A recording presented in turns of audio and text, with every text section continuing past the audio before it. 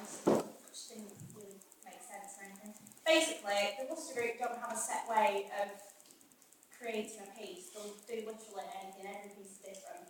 But something that is integral to them is play and just messing about and having fun, and then something will come from that. And a play is like, so it's a major part of the work, and it's how they come about some of the things. And you can play in hours and then create a piece out of it. And literally everything is just trial and error. Even as the pieces are on, they're still in process, they're still being improved and changed, even when they're showing them. One of them said, we don't spend a lot of time talking about what we're going to do, so we just literally get them to do it. That's why we did that, we didn't tell them what we were doing. The Wooster Group is basically a really influential and experimental group. They can roll around for hours and then make a piece, or in one case they took LSD and made a piece as they were tripping, and that was based on our Miller's crucible. So, how that worked.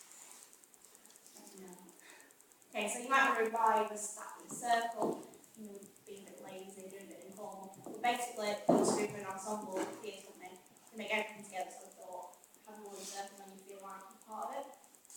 And basically, they have a director, of course, but they all create pieces together, and they'll create like a piece on like an impulse of one of the actors or another one, and they also base it on their personal experience as like different members of the company. They even create works from their mistakes. And the concept said, mistakes are made, and when mistakes are made, you like to use them as some kind of impulse towards something unexpected. So again, that thing about trial and error, nothing, it's all in process. Okay, they're known for their experimental style, but also they're also known for like the transpositions and deconstructions of text. But also they're known for the way they incorporate media into the pieces. And a perfect example is their 2006 Hamlet. They basically used the film version of Richard Burton production in 1964, and the production was filmed from 17 different camera angles. So basically they took the film, they chopped it up, did that. Then they also edited the footage, so in some scenes you'd like make a character or an actor disappear or like reappear. And then what they did on the night is the technician would just play about with the original footage and then edit the footage of people like disappearing and reappearing. So yeah, that's how much an ensemble they are. They just can improvise on the night as well. They played the Hamlet video and other like live screens of what was actually going on the stage over 5 different screens, and the actors imitated what was on the film. So the original production, they kind of imitated it, and the technicians sped it up and slowed it down, so the actors had to respond to that. And it's that idea of like repetition, that not even though you're doing exactly the same thing, you can create a completely new piece, and it's quite interesting. Kind of links to what we did last week with, obviously we weren't repeating the video, but if we had more time, we would have like copied the movements from the video and like got a completely different piece. So yeah. Basically, the media, the use of media sets them apart from other theatre companies, and we kind of live in a world according to the Wooster Group, because we're constantly surrounded by media, and it's not necessarily one type of media, it can be like several forms, like a TV or a laptop, and like you can be watching TV, then on your laptop then texting at the same time, and it's really interesting how the Wooster Group kind of incorporate this into the pieces, because we've got like several screens on the same time, and we've got our 2 screens, and then that one, just like, because your attention's always split, and we're looking at different places, and that's today's society, so and then on a quote that says, the company has become American theatre's most inspired and articulated interpreter of an age which machines mediate between the perceived and perceived subject and the object. Okay, now I'm going to talk to you a little bit about Elizabeth Comp, who is the kind of most influential figure, most known figure usually from the Wooster Group. She directs the company, but she's not like the director. Basically, she kind of witnesses what's happening and rearranges it and tries to encourage different elements of it to reappear and reform, and tries to kind of slot the pieces that they discover through their workshop into the idea of the performance. Do you want to write? And what is the Wooster Group? It's an ensemble theatre. What do you do? Oh, I have to get to the hard ones so fast.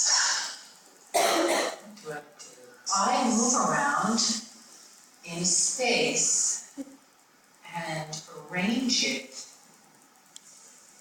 in a way that's pleasing to moi. And I move furniture, I move stage furniture and people around, and I listen to them talk. Yeah, I think I'm a director. I think I'm a director, but I'm not sure. I'll get it. Hello? As you can see in that clip, she's very calm, she's very collected. It's quite a natural experience for her. Her quote is quite interesting how here. She said, I don't think you can tell unless you've seen the working of our roles over a number of years, but I'm oftentimes asking what they want from me. Most of the time, I'm trying to get them to do something that they had and they did once and then lost. It's not that I'm trying to get something that I can see in my head, but more that I'm trying to get something that I know they are capable of. It's really interesting when we consider this in the scheme of localised modern movements of drama, because it's more about the individual's input, but it's being arranged and sorted and streamed through by one individual who's using this enormous quantity of personal data to create something that is more universal about the experience of humanity. And I have some interesting things. She takes a lot of influence from philosophers, such as Derrida, Barthes, and Foucault, and they all talk about deconstruction and semiotics and structuralism, because it's more about the experience of the individual in these society. She, Foucault, thinks of a night scene in South Bronx as an inspirational mountain song. Perhaps its own spectacle in town that achieves naturally elegant, chaotic harmony of the best of her pop classical, mixed genre, technologically and technically tangled Wooster Group productions. Now, I'm just going to talk to you a bit about Yeah, I'm basically doing talking about the Wooster Group in general, their mission statements and the work they're doing now. So the mission statement from their blog is: the Wooster Group is a company of artists who make work for theatre, dance and media. We are based in New York City at the Performing Garage at 33 Wooster Street, where we develop and perform our work. We also perform our work at larger theatres in Europe. Our productions tour nationally and internationally. Okay, so the Wooster Group originated in 1975 with works composed and directed by Spalding Gray and Elizabeth Lecomte around Gray's autobiographical impulses. This company is constantly growing and developing, bringing new, exciting and experimental pieces to audiences, including 19 pieces for theatre, 8 for film and video, and 5 dance pieces. The group as an ensemble is such a tight-knit, enjoyable experience that members who leave always return and create new pieces for their current group. Using their own outside influences, they can bring fresh material. The group has used both personal and group autobiography and existing texts as an organising principle for their work.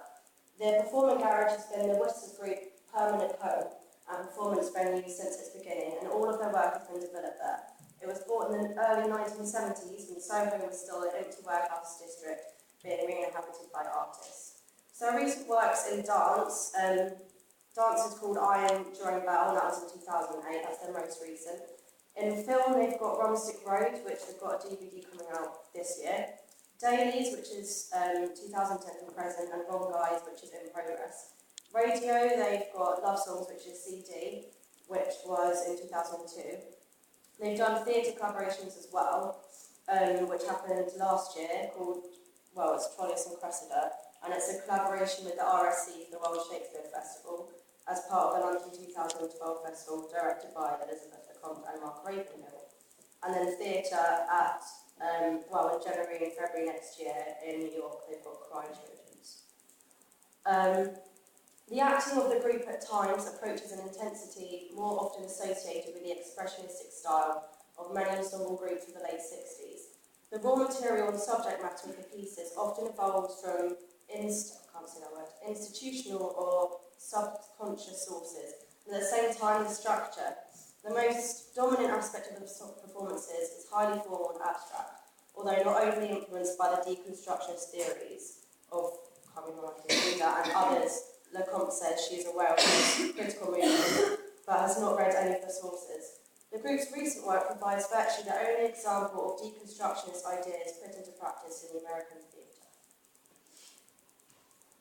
A few more of their influences, well, a major one would probably be Cubism, and I found a nice quote about the time when Cubism was coming about. He said, "Life ceased to flow in a continuous stream. It could be frozen, replicated, and taken apart in a way previously unknown. The human eye being shattered." And you can clearly see this in the Wooster Group's work. I mean, just the fact that they've got several TV series and acting going on at the same time, you constantly focus on separate things and your eye is basically shattered. Focusing on something at once. That's taken like this. And you see in like Picasso's paintings as well, that's the idea of the eye shattered because you've got lots of bits to look at. Also take like inspiration from playwrights and a lot of transmission of text, but specifically Eugene O'Neill, who uses expressionism as a means of conveying the dehumanisation of an increasingly industrialised environment. And as you can probably tell from what I've already told you in that quote, the ready-made, so it's a ready-made soul-made for the Wooster Group. And they did a production of this area in 1995. And also, the comp is influenced heavily by Hollywood baseball, and basically all the noise and the amps and video screens and music all going on at the same time. That kind of sums up what her Wooster Group's like.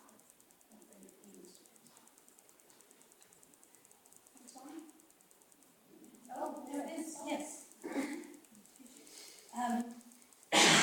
Mark Fortier is a fan of the Wooster Group because of their relationship with semiotics, which we'll read about. But the whole thing with semiotics is the importance of language and the meaning behind language and the connotations that each word has.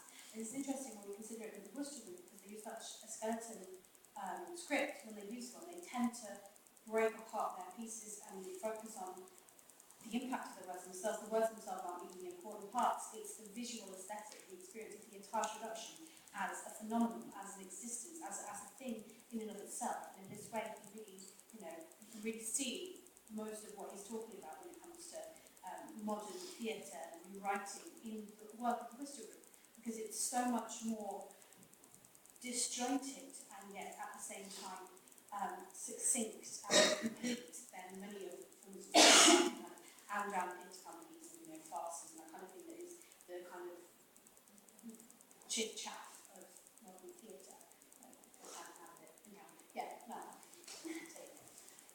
The Wooster Group are a hard company to describe as a set structure, as they abolish all rules and restrictions.